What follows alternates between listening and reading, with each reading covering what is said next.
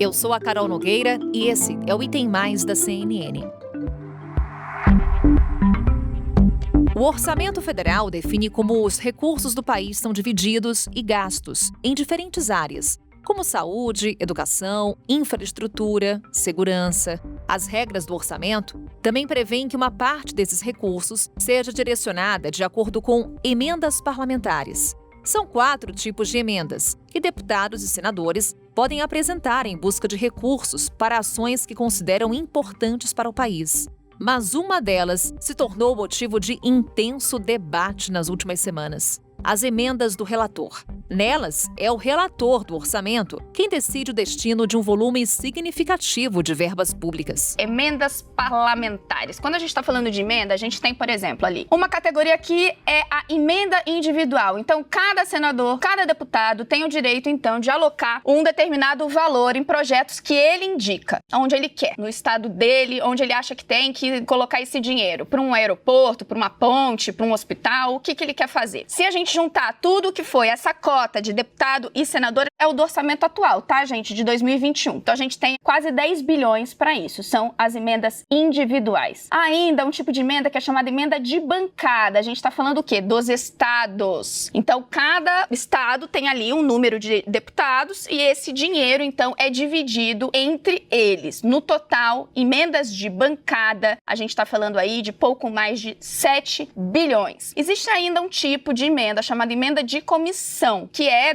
designada ali, definida pelo presidente dessas comissões do Congresso. Sempre a gente está falando de deputados e senadores, tá, gente? Essas emendas não se aplicam especificamente à Câmara, não. É porque a gente está debatendo isso no momento em que há uma votação importante na Câmara. Mas sim, senadores também têm direito. Nesse caso, nesse ano, esse desembolso está zerado. Agora, por que eu trouxe todas? Veja essa emenda de relator, que é um mecanismo novo, tá ali a partir de 2020. A quantidade prevista em 2021, 18,5 bilhões. Ou seja, antes não tinha essa última faixa. E a gente já estava falando ali de um montante de dinheiro que os senadores e os deputados podiam aplicar, decidir para onde eles iam, significativo. A gente está falando ali de cerca de 17 bilhões, mas só essa última dobra esse valor. Mais que dobra, né? A gente está falando aí de 18,5 bi. No ano passado foram cerca de 20 bilhões. Previsão para o ano que vem é pouco mais de 16 bilhões. Vamos lembrar que o orçamento de 2022 não está aprovado,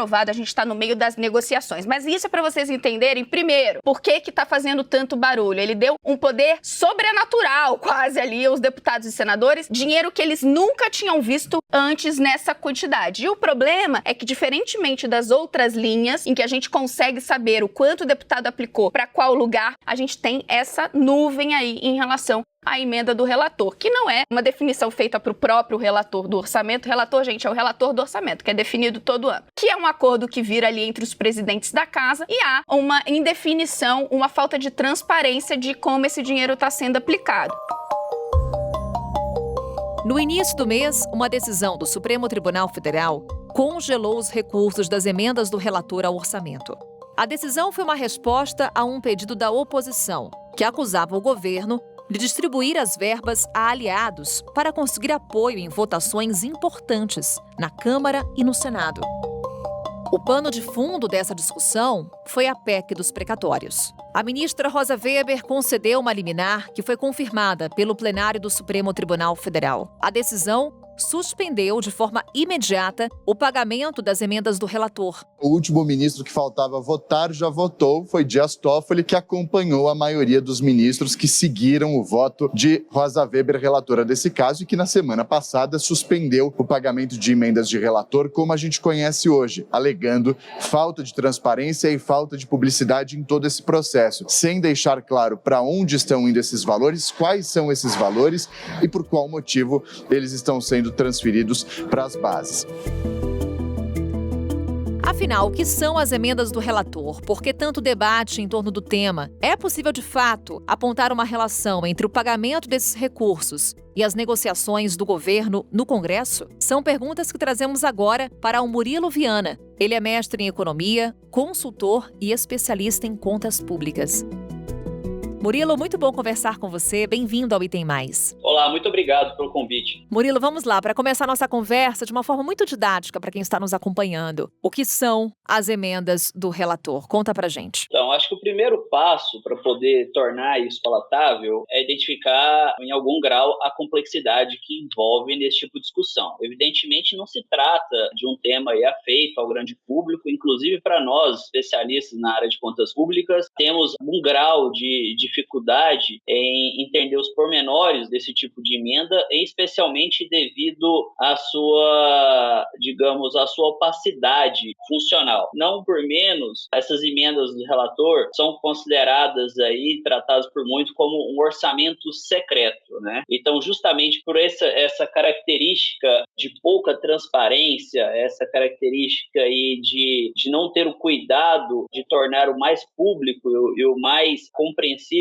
por parte da sociedade e também por parte dos órgãos de controle, traz essa dificuldade natural em entendermos exatamente do que se trata essas emendas. Porém, vamos lá também para um outro ponto bastante relevante, que são a classificação dos tipos de emenda, né? Então, não existe somente a emenda do relator. Nós temos hoje no Brasil 4 tipos de emendas aí no âmbito da União. Temos a emenda individual, que são aquelas de autoria de cada deputado ou senador, que são impositivas, ou seja, tem uma execução obrigatória desde a emenda constitucional de 2015. Temos também uma emenda de bancada, que são aquelas emendas coletivas de bancadas estaduais, que também têm a execução obrigatória desde a emenda constitucional de 2019.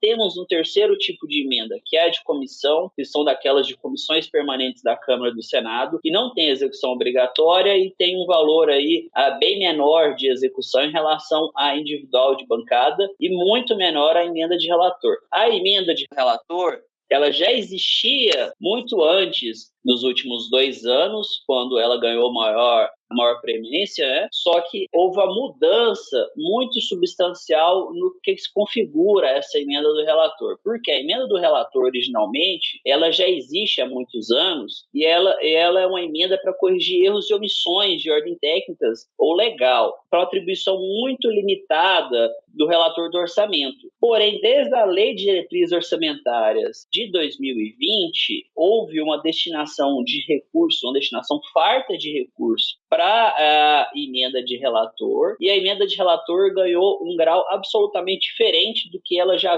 vinha tendo de característica ao longo dos anos. Por quê? Porque o relator do orçamento, particularmente ali sob o comando do presidente da casa, especialmente do Arthur Lira, no caso da Câmara dos Deputados, passou a manusear bilhões de reais para poder destinar recursos para compor base aliada, seja com o governo, seja para votar em votações importantes para o presidente da casa. Murilo, sobre esse ponto, o presidente da Câmara dos Deputados deu uma declaração à CNN que foi no seguinte sentido, vou aqui com aspas do presidente da Câmara, Arthur Lira. As votações na Câmara e no Senado se dão por composição política de base de apoio e não por liberação de emendas, que isso fique claro. Fecha aspas.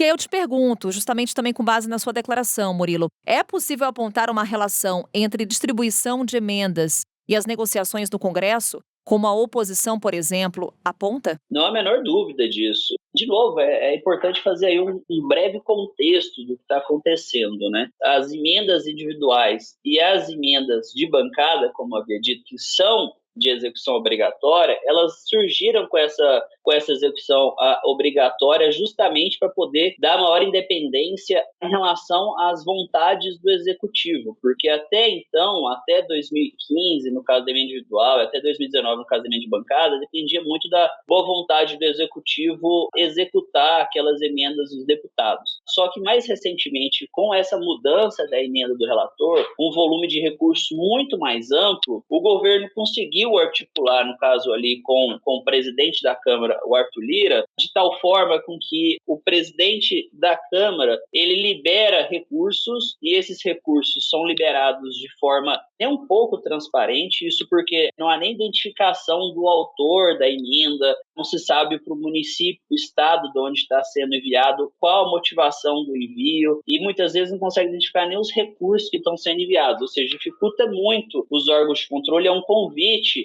por exemplo, a práticas pouco meritórias no âmbito da administração pública e no âmbito também da execução orçamentária. Isso tem sido utilizado para poder cooptar, evidentemente, parlamentares pouco afeitos aí à boa gestão do recurso público e às práticas orçamentárias, para que levem recursos para suas bases eleitorais, para aplicações aí muitas vezes bastante questionáveis. Não à toa, muitas aplicações foram conhecidas aí como tratoraço.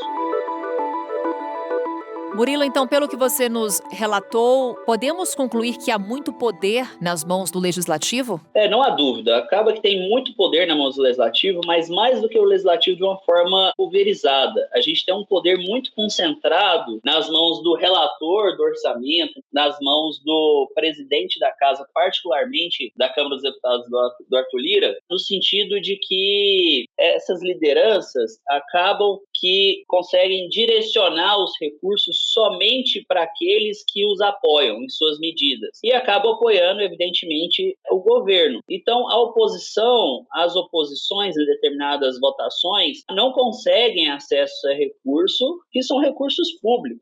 E não são poucos recursos, são muitos recursos. Estamos falando ali de em torno de 20 bilhões de reais no orçamento aí de 2020 e em torno de 17 bilhões de reais no orçamento de 21, que soma cerca de 37 bilhões de reais. Em termos de comparação, eu acredito que seja mais fácil esse tipo de entendimento por parte do público. O censo demográfico não ocorreu no Brasil sob alegação de falta de recursos. E o censo ele é estimado em 2,3 bilhões de reais, ou seja, nada perto desse valor destinado para a emenda do relator. Um ano de Bolsa Família, que atende quase 15 milhões de pessoas, com transferência média de aproximadamente R$190 por mês, custa para o governo federal cerca de 34 bilhões de reais, ou seja, também menos do que o que foi destinado aí para a execução de emendas do relator no ano de 2020 e 2021. Então, sem dúvida nenhuma, isso aumenta muito o poder do Legislativo, mas especialmente o poder dessas lideranças na mão do presidente da Câmara, particularmente. Há senadores que, nesse momento, defendem o fim das emendas de relator do orçamento. Mas eu te pergunto, Murilo, é possível um meio termo, ou seja, mantê-las, mas com mudanças, por exemplo, com maior transparência? É possível, mas temos que ver se seria desejável também. O que é possível é porque, primeiro, o modus operandi da emenda do relator hoje, ele foi feito justamente para agir por meio dessa penumbra orçamentária, com essa concentração de poder na mão, aí, particularmente do presidente da Câmara dos Deputados, e também com essa opacidade em relação ao quanto vai se destinar de recursos para cada deputado, porque se dá uma distribuição bastante desigual, onde vai ser aplicado, quem está aplicando esse recurso e qual a motivação. Então, digamos, dar transparência a esse processo e dar um tratamento mais impessoal à questão da emenda do relator é necessária, porém teria que mudar radicalmente a forma do modus operandi e até poderia comprometer, aí, no caso, o que é desejável, a lógica de funcionamento que vem sendo realizada pela emenda do relator. Quando eu falo que temos que perguntar se é desejável esse tipo de medida, assim, o teto de gasto, ele limita a expansão dos gastos públicos. E com a emenda do relator, os recursos destinados para a emenda do relator, ao estarem sendo destinados para esse tipo de emenda, deixam de ser destinadas a outras finalidades, a outros programas, a outros propósitos governamentais, seja de ciência, tecnologia ou qualquer que seja. Então, tem que ser discutido também se não seria aí um volume bastante excessivo e desproporcional para ser mantido na mão do Legislativo por meio das emendas do relator. Até mesmo porque, como nós vimos, existem outros tipos de emenda, já com execução obrigatória, como a emenda individual, a emenda de bancada, né, e outra que não é de execução obrigatória, como a emenda de comissão. E uma questão aí, digamos, do contorno que poderia ter caso se chegue ao meio termo, é que tem pelo menos, como transparência, temos que responder pelo menos a algumas questões, como quanto de recurso vai ser destinado, onde vai ser aplicado, quem está aplicando e por quê. Eu acho que esse conjunto do quando, onde, quem e por quê é um conjunto essencial que deverá compor essa questão da transparência. É discussão que seguiremos acompanhando, Murilo, e esperamos contar com a sua ajuda mais uma vez. Até uma próxima. Muito obrigado.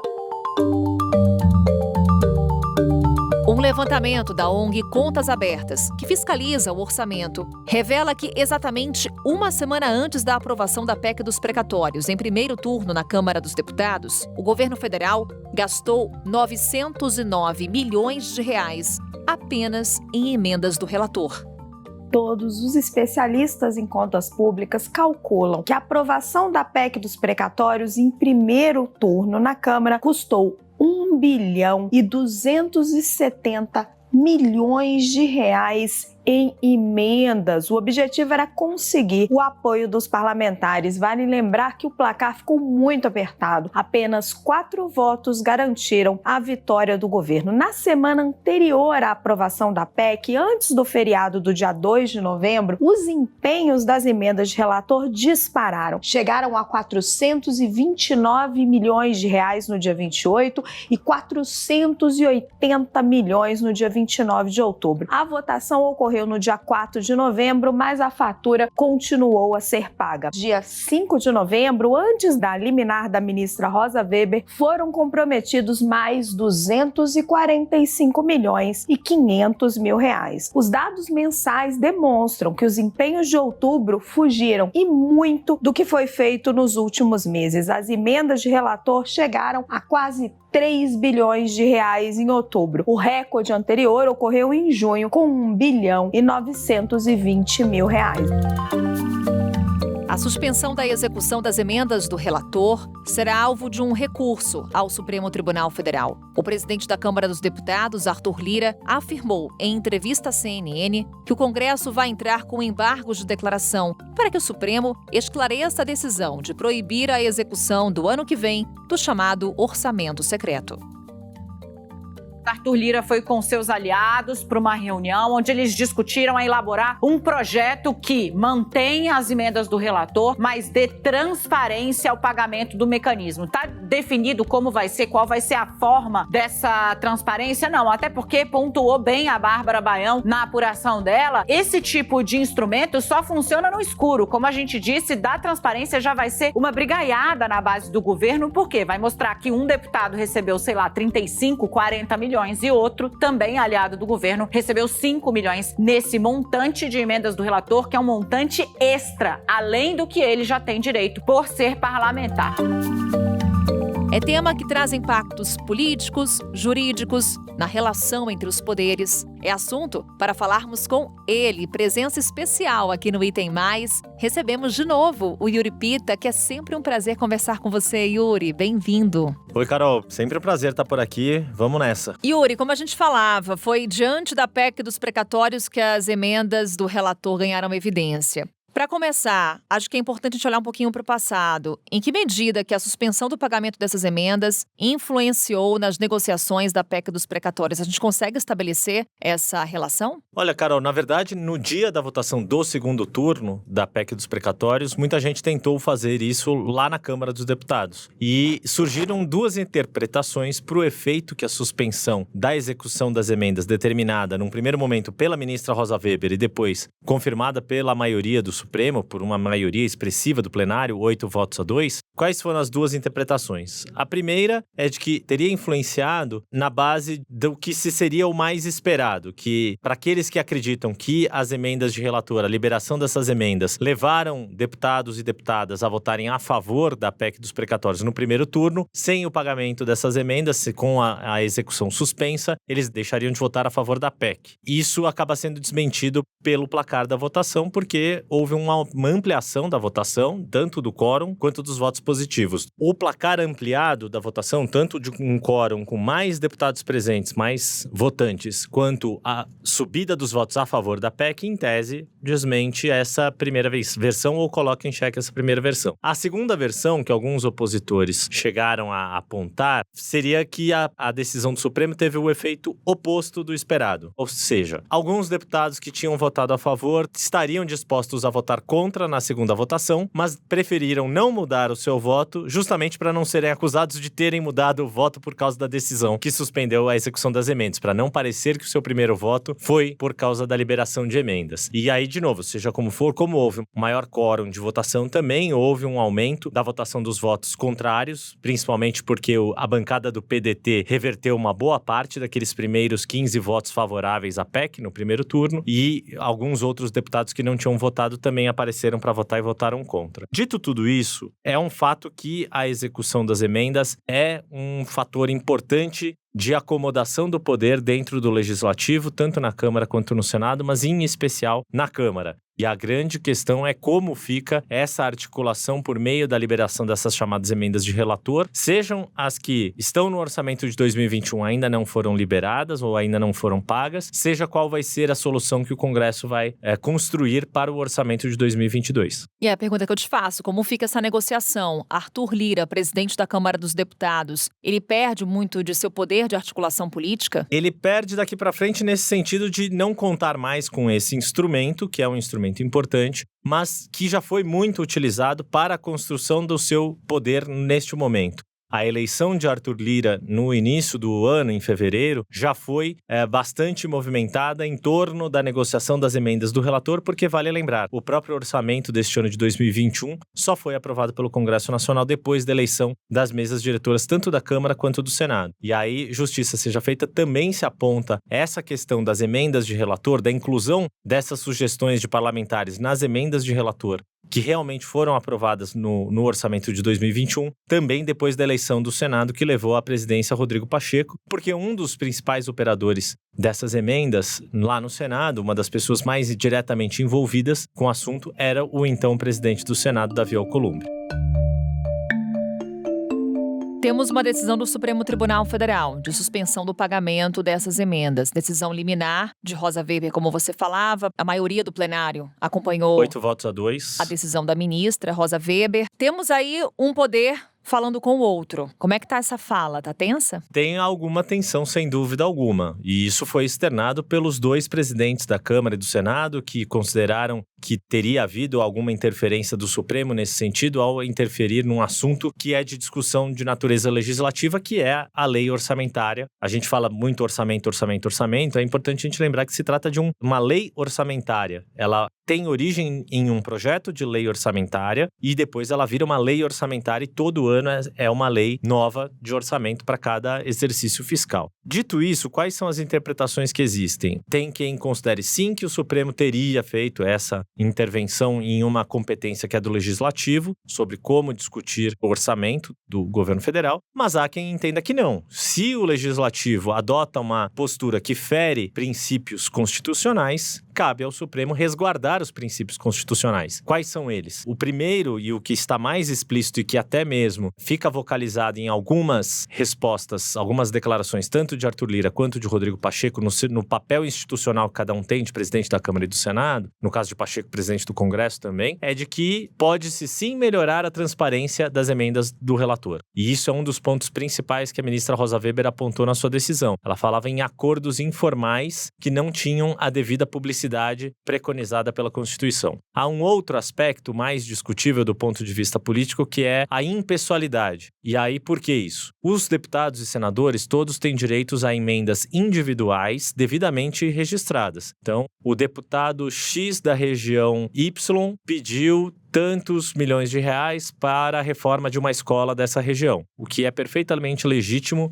no papel de representante daquela região exercido por esse parlamentar. Ok. Existem também as emendas de bancadas estaduais. Então, a bancada do Estado de São Paulo pede uma emenda para financiamento de um projeto de infraestrutura ou de reforma, recapeamento de estradas vicinais. Ok. É legítimo, é do jogo, todo mundo sabe que foi a bancada do Estado de São Paulo. O problema das emendas de relator é que, em nome das emendas de relator, ficaram mais de 18 bilhões de reais no orçamento deste ano, de 2021. É praticamente o mesmo valor em relação a todas as outras emendas individuais e de bancada. Ou seja, em tese, o relator concentra um poder nas suas mãos muito maior do que todos os outros colegas. E a gente sabe, esse relator não exerce esse poder sozinho, exerce esse poder justamente com os grupos, as cúpulas das duas casas, na Câmara e no Senado, que fazem as articulações justamente para garantir a aprovação do orçamento. Um outro ponto, isso quebra o tratamento isonômico entre parlamentares, e aí tem uma discussão grande na política, na ciência política, inclusive, se é legítimo ou não os integrantes do Congresso, os congressistas que dão suporte ao governo, terem um maior acesso